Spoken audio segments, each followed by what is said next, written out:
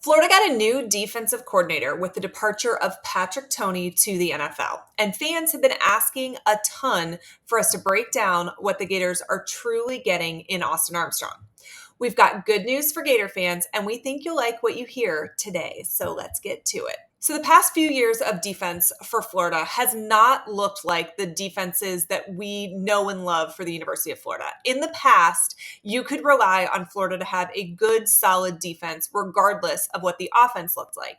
And previous coaches were let go not because of their defensive performances, but because of lackluster offensive performances. The last couple of years, though, Florida has really struggled on defense. Coming into the Napier era, our defensive coordinator was Patrick Toney, and this is a guy that specialized in safeties. He came with Napier over from the Ragin' Cajuns. He was really successful there and was considered an up-and-comer, very young guy, very passionate about the sport, somebody that people pegged as a guy that was going to move up fast through the ranks. Toney's defense that he likes to run is a traditional four-man front with assimilated or disguised pressures from position we like to call creepers.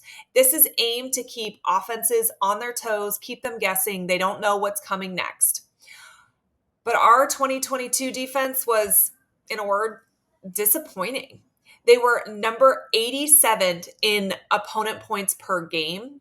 They were 129th in third down defense. Think about that, guys. There are only 132 teams. So that means that Florida was the third worst nationally. That's bad. Patrick Toney, however, left to become an assistant coach for the Arizona Cardinals this offseason, which really gave Billy Napier kind of a golden opportunity here. We'll talk about that in a minute. But prior to Napier coming in 2020 and 2021, Todd Grantham was UF's defensive coordinator. This is a guy that specialized in defensive lines. And Florida's defenses were equally terrible to Toney's first year. Grantham liked to run a three-man front with linebackers playing as the fourth D lineman, usually as a defensive end, and that kind of depended on the offensive scheme. In 2020, we were 83rd in opponent points per game. Not only was Todd Grantham's defense terrible, we talked a lot about third and Grantham. That kind of became a joke. Florida's defense would do decent on first and second down, get themselves into these positions where it was third and long, and it shouldn't be that crazy to think that your defense would be able to get your team off the field. But in would come third and Grantham, and somehow the opposition would convert some crazy play for 10 yards or more, and they'd get themselves out of the jam that Florida had created in the first and second down. It seemed to happen over and over and over. And I know it was frustrating, honestly, to all of us. And I think really the best example of what we hated about Grantham's defense and how undisciplined they were was probably Marco Wilson's shoe toss against LSU. I've heard this referred to as the cleat yeet. It was bad. This probably cost Florida the game against LSU. It honestly may have led to Mullen's demise overall. And recently, Wilson was on a podcast where he was asked, if you were given the opportunity, would you do the same thing? Or would you maybe make a different choice? Which honestly was his golden opportunity to say, hey, you know what? We all make mistakes. We all get caught up in the heat of the moment. This is one I wish I could have back. I can't, but live and learn. Instead, he said he would throw it again, but this time he would throw it further, which I guess in hindsight, maybe if he threw it further, it wouldn't have been right in the ref's face, but I digress. That kind of is the embodiment of Todd Grantham defenses for all of us. Undisciplined, particularly on third ground, and just frustrating to watch. In 2021, they were number 74 in opponent points per game. Just abysmal. So bad, in fact, that Grantham was fired mid-season, but it was too little too late. Had Mullen gotten rid of him after the 2020 season, Dan Mullen still potentially could be the coach at Florida. I think that additional chance that he continued to give to his friend really did contribute to him no longer being the coach at the University of Florida. And I think all of us have PTSD from Todd Grantham. I will tell you personally, I have not liked the guy since he throat slashed Chaz Henry when he went out to attempt a field goal for Florida when we were playing Georgia. So never been a fan of the guy. And, honestly, throughout these years, our players have been noticeably slow. They were plagued by missed tackles. How many times in the last 3 years have you screamed at your television or at the game, screamed at players about missed tackles or blown coverages? And a lot of that was due to bad defensive communication. That is something I think will improve this year because we have a secondary coached by the same coach instead of multiple cornerbacks and safeties. So I do think that should help some. But what I think is going to make the biggest difference is Austin Armstrong himself. Austin Armstrong has worked under Nick Saban, Billy Napier, and Kirby Smart. He was the defensive coordinator at Southern Miss, and then he was the inside linebackers coach for Alabama for 9 whole days before Billy Napier poached him. He's really young, guys. He is 29 years old. Very energetic. If you have seen some of the footage of him just from Florida's spring game, which, again, y'all, spring game, intramural game, essentially, he is really amped up, really raring to go, really wild. This is the kind of thing you want to see on the sideline from your defensive coordinator. He orchestrated a really, really solid defensive turnaround at Southern Miss, and it actually earned praise from Nick Saban. Nick Saban was really, really high on him after Alabama played them. And he got to see it in live and living color, and that contributed to Nick Saban hiring him as his inside linebackers coach. In 2022, Southern Miss was number 42 in total defense, number 24 in pass defense, number 15 in turnovers forced, and top 10 in a whole bunch of other categories like tackles for loss, sacks, interceptions, defensive touchdowns, red zone touchdowns, first downs, a whole bunch of categories. Southern Miss, top 10. And this is all according to Sports Illustrated. They were third nationally in tackles for loss per game. They averaged 8.3. Fourth nationally in sacks. They averaged 3.4 per game. And seventh in interceptions. Nationally, guys, they had 17 interceptions on the 2022 season. I think Austin Armstrong is going to be a really good fit here. I think he's the real up-and-comer in this sport. I think he's going to make a huge difference. Him coupled with Corey Raymond in the secondary, like we talked about earlier, is going to change things around for Florida. I think his first order of business is going to be cleaning up missed tackles and blown coverages, penalties, and miscommunications. All of those things can be tied to one thing, and that is discipline. And that is something we are going to see from Austin Armstrong. This team is going to be more disciplined. That's going to cut down on things like missed tackles and miscommunications and penalties and blown coverages, all of which is going to help Florida's defense improve in a hurry. And that's not even mentioning when he gets, as we've seen in this 2024 recruiting class, better talent in place. He continues to upgrade the guys that we have at positions there. But honestly, even before doing that, I think he can make a huge difference with the guys that Florida already has on the field. All right, I'm going to tell you more about what we can expect from Austin Armstrong. But before we get into this, do me a favor right now and click that subscribe button. We have a huge goal of reaching 5,000 subscribers by the time Florida kicks off against Utah. We are less than 1,000 away. I think we can do it, but I need your help. So click that subscribe button, please. Okay. What type of defense is Austin Armstrong going to run? He's going to alternate between a 3 and 4-man front, and he's going to simulate pressure similarly to Patrick Toney. However, Austin Armstrong has showcased elite defensive play calling as a defensive coordinator. I would say much, much better than Patrick Toney. They have similar schemes. Because of that, I think it's going to be a really smooth transition from Toney to Armstrong. These guys are not relearning an entire playbook. They are just getting a little bit of an upgrade. So, is Austin Armstrong aggressive?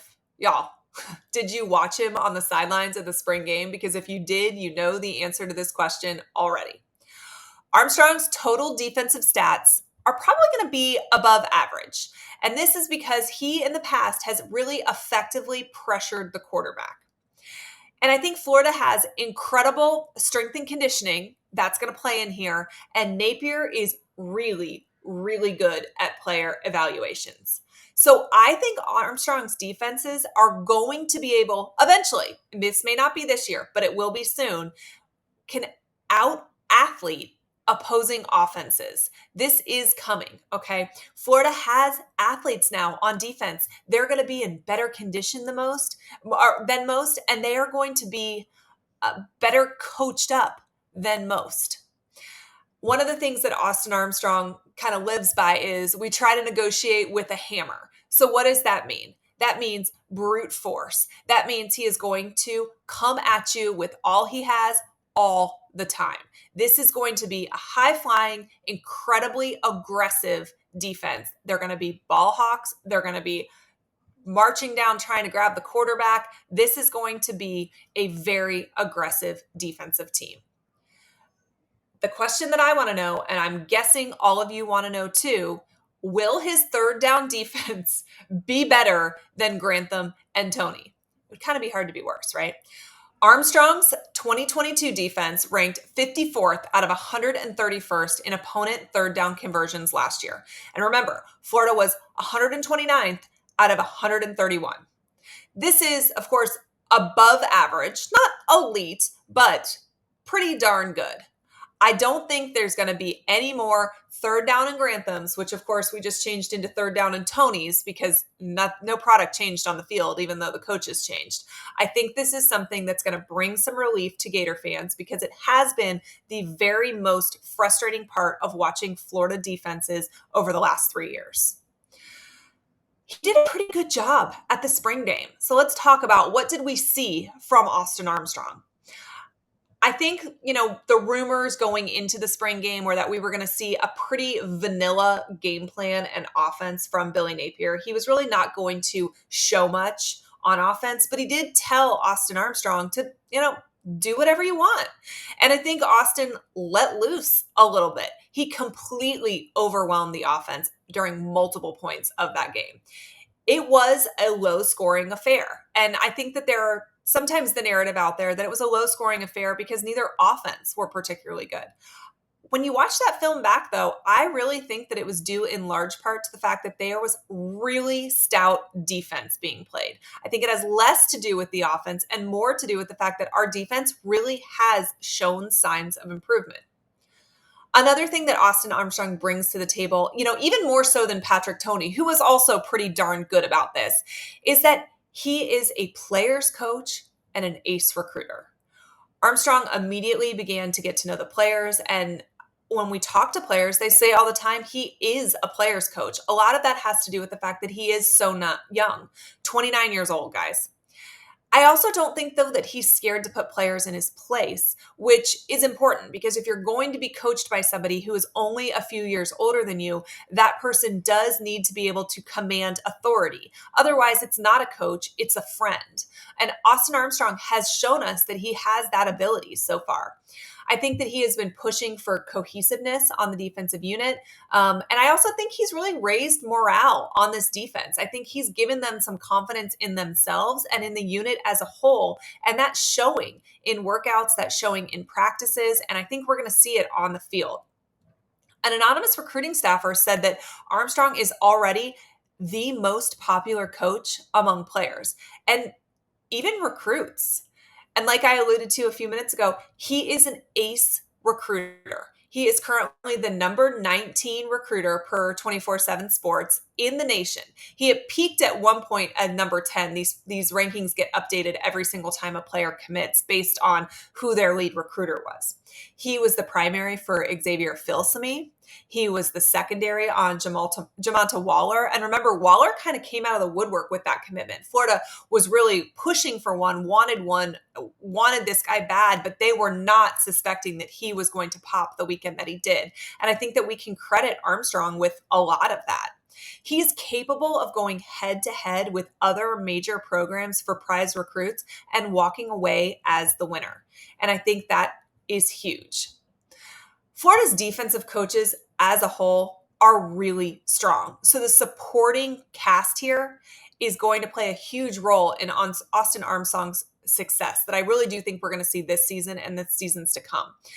It's just deep. Corey Raymond is arguably the best defensive backs coach in the entire country. As we've talked about a lot on this channel, he's gotten a lot more responsibility. He's going to be coaching both the cornerbacks and the safeties. That's going to bring some cohesiveness. He is such a great supporting cast character to Austin Armstrong.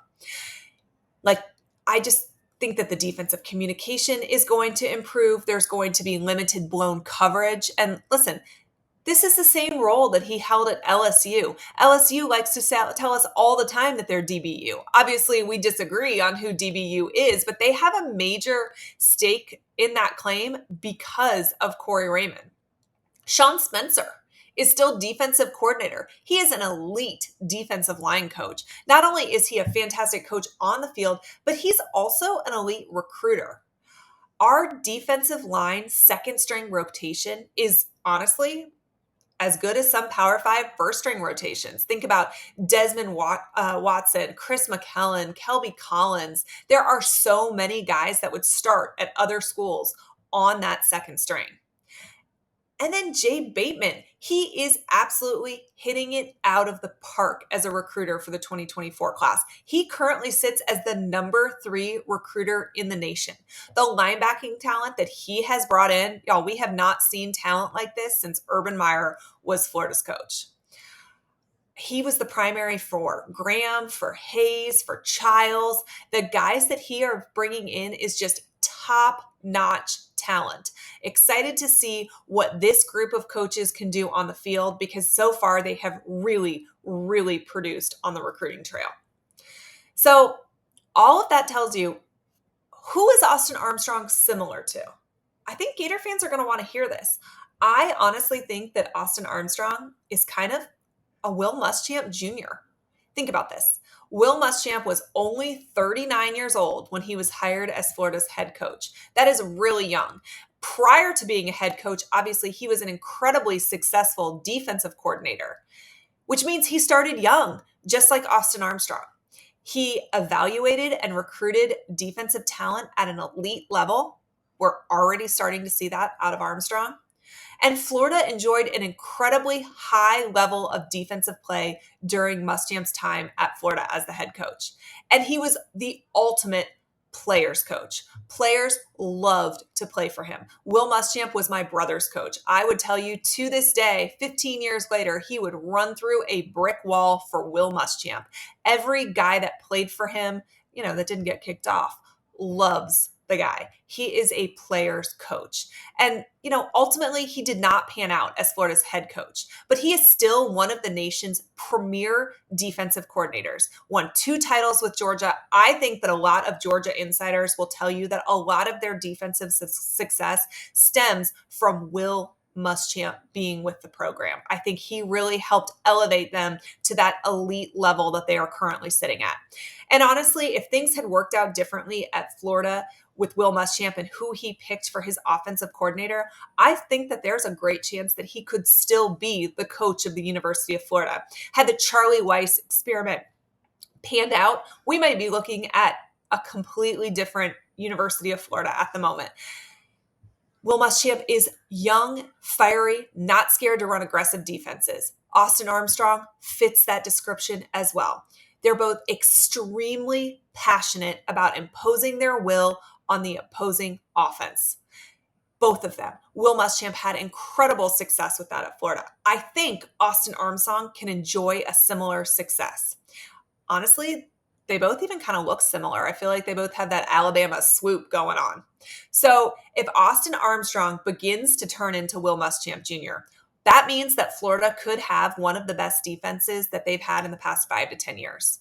And judging by the past few years, the only way to go is up, literally. Florida's defenses have been atrocious. With under 50 days to go until the opener, we are hearing some really, really good things about summer workouts. And it's still heavy recruiting season, so lock in with the channel so you don't miss anything there. Hopefully, there'll be some good news coming soon. Austin Armstrong wasn't the only coaching shakeup that Billy Napier had with his staff this year. If you've missed any updates on the staff, click the playlist right here to get caught up.